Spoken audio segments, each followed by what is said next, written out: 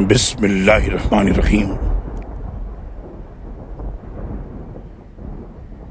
در حقیقت یوسف اور اس کے بھائیوں کے قصے میں پوچھنے والوں کے لیے نشانی ہے۔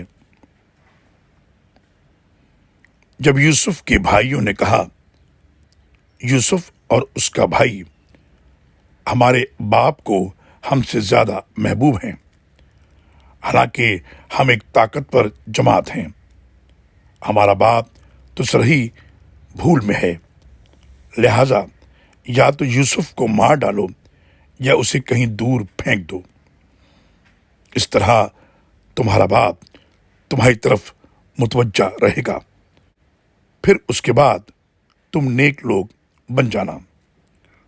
ان میں سے ایک نے کہا، یوسف کو مارو نہیں، بلکہ اگر تمہیں کچھ کرنا ہے تو اسے کسی گمنام کنویں میں پھینک دو، کوئی آتا جاتا قافلہ اسے اٹھا لے جائے گا۔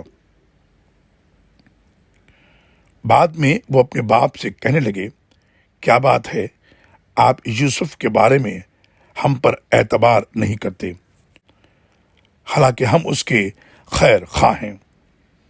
کل اسے ہمارے ساتھ بھیج دیجیے گا تاکہ وہ کھائے اور کھیلے، اور ہم یقیناً اس کی حفاظت کریں گے۔